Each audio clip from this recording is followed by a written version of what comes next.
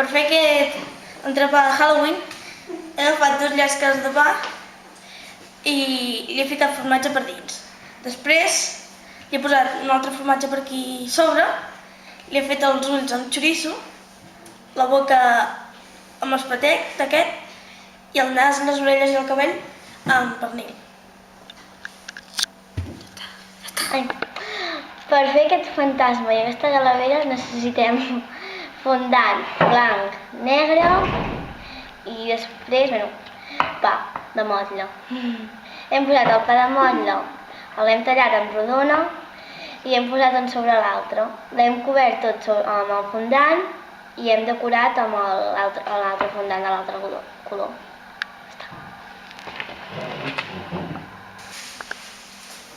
Per fer els taüts necessitem pa Bimbo, xocolata blanca i colorant. Primer tenim tota la xocolata i després tallem tots els taüts de la mateixa mida. I ja està. Per fer els ulls necessitem xocolata blanca, pa de motlle i colorant. Quan tenim tots els ingredients, mullem la xocolata desfeta i el pa Bimbo. Ho barregem tot i ho fem en boletes. Després ho tenim de vermell i fiquem xocolata blanca per sobre i fem puntets a sobre de la xocolata blanca. Per fer això he necessitat dues llesques de pa Bimbo i fondant.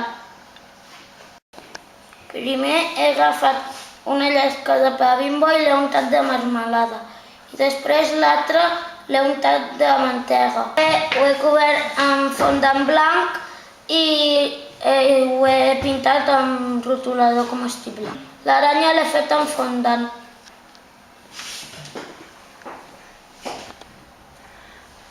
Primer he agafat 2 trossos de pa de motlle, he fet la forma d'una calavera i la part de sota l'he posat la nocilla.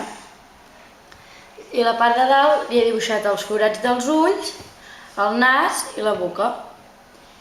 I després ho he decorat tot amb mel i galeta triturada i aquest amb virutes de xocolata i galeta triturada. Per fer aquest monstre he necessitat pa Bimbo, Toblerone, doneta i nocilla i mantega.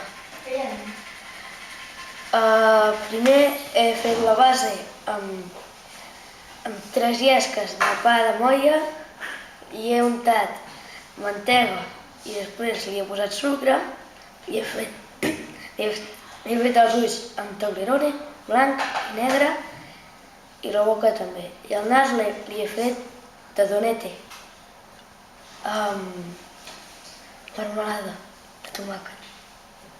Per acabar li he fet els cabells amb nocilla.